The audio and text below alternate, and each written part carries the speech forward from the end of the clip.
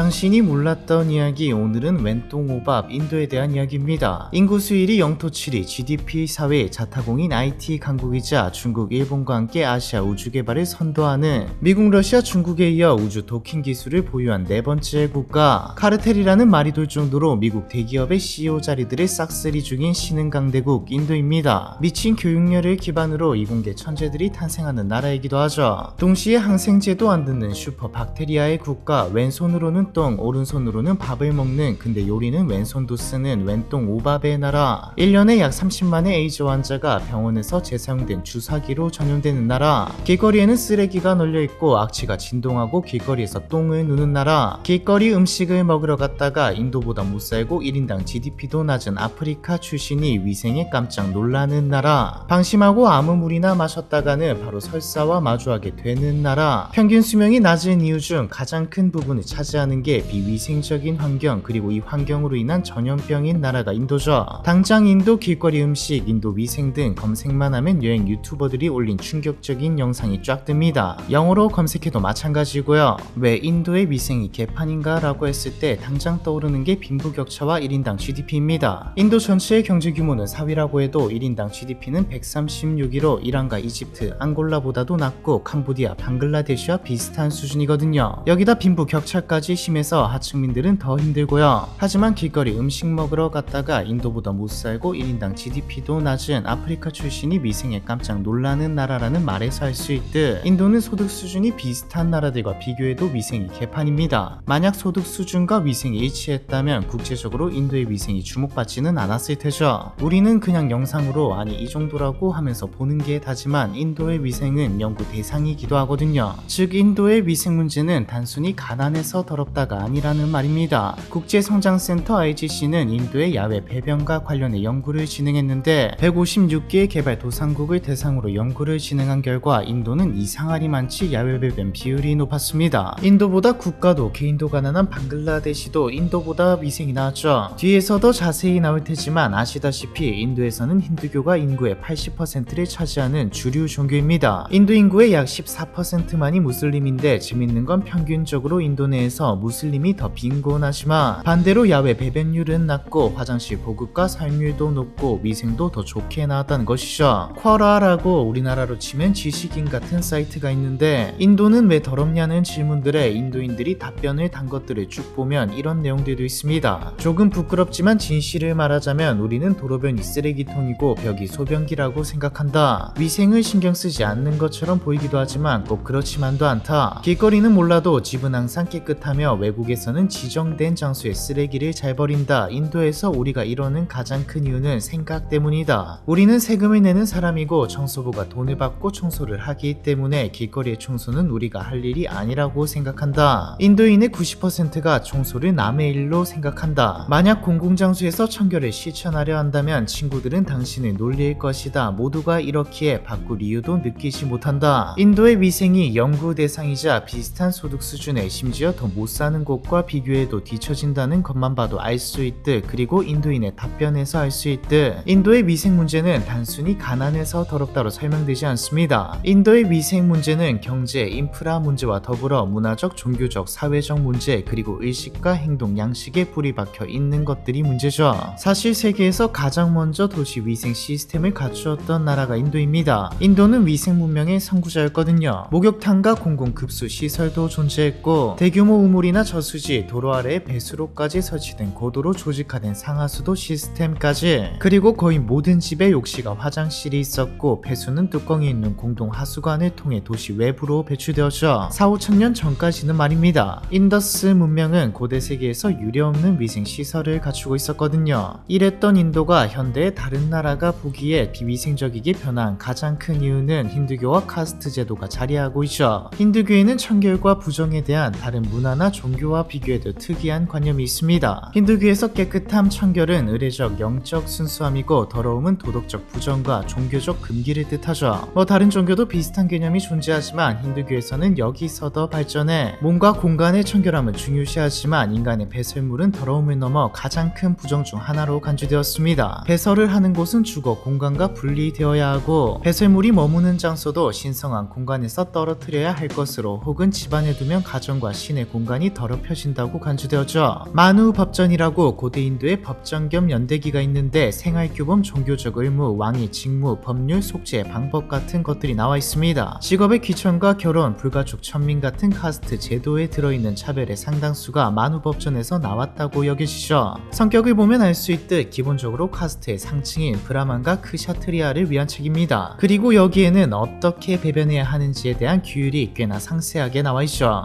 해와 불, 신성한 대상이나 사람을 향해 배설하지 말라. 자기 집에서 멀리 떨어진 곳에서 대소변을 보아라. 배출한 오물은 주거지에서 멀리 치워야 한다. 카스트의 상층들은 가르침에 따라 행했고 하층에 위치한 사람들은 그걸 보고 따라하면서 이건 그대로 인도 사회의 관습으로 자리 잡았죠. 실제로 왜 화장실을 집에 짓지 않느냐고 물었을 때 많이 나오는 대답이 집 가까이에 그런 더러운 것을 두면 부정하다고요. 그럼 집에서 좀 떨어진 곳에 화장실을 지으면 되지 않나? 집 외부에 화장실을 지으려면 땅이 있어야 하는데 이것부터가 난관이고 더 큰 문제는 똥을 누가 치우냐는 거죠. 인분 자체가 불결한 것이기 때문에 똥을 치우는 일은 카스트의 최하층에 위치한 이들이 하던 일입니다. 똥을 치우는 행위 자체가 불결한 일이기 때문에 화장실을 지으면 가족 중 누군가 가서 치워야 하니 안 짓는 거죠. 그럼 공중 화장실은 왜 안 가냐? 똥은 불결한 것인데 이 사람 저 사람 와서 불결한 것을 배출하고 가는 장소는 당연히 불결한 곳이니까요. 지금까지도 종교적인 이유로 이러는 사람들도 간혹 있긴 하지만 대부분은 종교적 이유 때문은 아닙니다. 집안에는 화장실을 두면 안 되는 게 종교로부터 시작해 관습으로 잡혔고 바깥에다 화장실을 둬도 똥을 치우는 건 최하층민들이나 하는 불결한 일이니 화장실 청소를 안 하게 되고 화장실 청소를 안 하니 화장실이 오히려 길거리보다 더러운 장소가 되고 이런 개념에서 공중 화장실, 간이 화장실도 더럽다고 생각하는 것이 쭉 지속되고 내려오면서 생각과 문화에 뿌리 박힌 거죠. 왼손에는 똥, 오른손에는 밥, 왼똥 오밥도 같은 맥락입니다. 사실 이건 어느 문화권이든 존재했는데 우리도 과거에 왼손잡이를 안 좋게 봤듯 인도에서도 왼손은 불결한 일상에서 쓰면 안 되는 것으로 치부되었습니다. 불결한 똥을 닦는 건 불결한 왼손으로 닦아야 하죠. 휴지도 잘 안 쓰는데 그 싸고 나면 묻어 있잖아요. 몸은 깨끗이 해야 하니까 불결한 걸 씻어내야 하는데 물은 청결한 것이니까 물로 씻어내는 거죠. 휴지는 오히려 뒤처리가 제대로 안 된다고 생각합니다. 수요가 없어서 그런지 왜인지 휴지가 엄청 비싸기도 하고요. 밥을 오른손으로 먹는 것처럼 물론 요리할 때도 왼손은 최대한 피합니다. 하지만 그 어쩔 수 없다고 해야 하나 왼손도 쓰는 경우를 볼 수 있는데 손톱의 색이 조금 다르다면 먹으면 안 되겠죠. 뭐 화장실이야 이런 이유가 있는 건 알겠는데 그럼 길거리는 왜 더럽냐? 앞서 나온 주거지에서 멀리 치워야 한다. 가정과 시내 공간이 더럽혀진다라는 말에서 느껴지듯 사적 공간과 공적 공간에 대한 위생 개념 자체가 다릅니다. 인도가 더러운 이유는 인도인이 너무 깨끗해서이다. 이건 다른 나라에서 낸 기사가 아니라 인도 언론이 낸 기사죠. 여기서 너무 깨끗하다는 건 집안만 깨끗하게 한다는 말입니다. 뭐 엄청나게 깨끗한 것도 아니지만 자기 집은 그래도 말끔히 치우고 바닥도 닦지마. 청소 과정에서 나오는 쓰레기는 일말의 주저없이 바로 창밖이나 길거리에 던지죠. 집안의 청결은 자신의 체면과 관련된 일이지만 주거지에는 불결한 게 있으면 안 되지만 길거리는 뭐 내가 알 바냐라는 거죠. 즉 길거리에 쓰레기를 버리는 건 체면이 깎이는 부끄러운 일이 아니라는 겁니다. 이게 더 발전해서 자랑스러워 하기도 하죠. 인도 영상을 보면 가끔 댓글에 강한 자만이 살아남는 인도 사람들이 저걸 먹어도 멀쩡한 건 멀쩡하지 않은 이들은 살아남지 못했기 때문이라는 댓글이 보입니다. 해외도 비슷한 느낌의 댓글들이 있고 이걸 인도 사람들도 보죠. 이게 약간 터프하다, 강하다로 발전하면서 뭐랄까 그 요즘 유행하는 테토남처럼 우리는 면역력 강한 상남자다, 더러운 환경을 태연히 버티는 게 강인한 것이다, 뭐 이런 느낌입니다. 그리고 여기도 카스트의 잔재가 남아있는 게 청소는 천한자의 몫이거든요. 인도 정부도 이 문제를 모르는 게 아닙니다. 2014년 모디 총리가 인도 전역에 화장실 1억 개를 짓고 깨끗한 나라로 만들겠다며 클린 인디아 프로젝트를 선포했는데 특히 여성들에게 환호를 받았죠. 노상 배변을 하다가 성폭력에 노출되는 사건이 한두 개가 아니거든요. 하지만 인도의 위생은 여전히 심각한 수준입니다. 과거보다 조금 나아졌다고는 하지만 인프라도 부족하고 인식도 개선된 게 없거든요. 뭄바이의 공중 화장실 중 70% 이상은 비위생적으로 방치되어 있고 여전히 쓰레기는 넘쳐나서 비가 올 때마다 배수로는 꽉 막힙니다. 이걸 직접 들어가서 치우는 건 카스트는 사라졌지만 여전히 최하층에 머물러 있는 불가촉 천민 출신들이고요. 공중위생이 갖추어지려면 인프라와 인식 개선 두 가지가 모두 갖추어져야 합니다. 인도는 현재 두 가지 모두 부족한 상황이기에 더러운 것이죠. 사실 인프라는 도시부터 한다고 해도 워낙 넓기도 하고 돈도 시간도 많이 드는 작업입니다. 그리고 인식 개선을 못하면 생각을 바꾸지 못한다면 다 지어놔도 똑같은 같은 일이 반복될 게 뻔하죠. 아무래도 교육이 이루어지고 교육받은 세대가 사회에 나오게 되는 한 세대는 건너뛰어야 위생에 진전이 있을 수 있지 않을까 싶네요. 길거리 음식의 위생이 안 좋은 것도 결국 위생 교육이 안 된 것이니까요. 교육을 받고 위생이 안 좋은 음식에 대한 수요가 없어지면 자연스럽게 전체적인 위생이 올라갈 겁니다. 웬똥오밥 인도 위생에 대한 이야기, 이번 편은 여기까지입니다.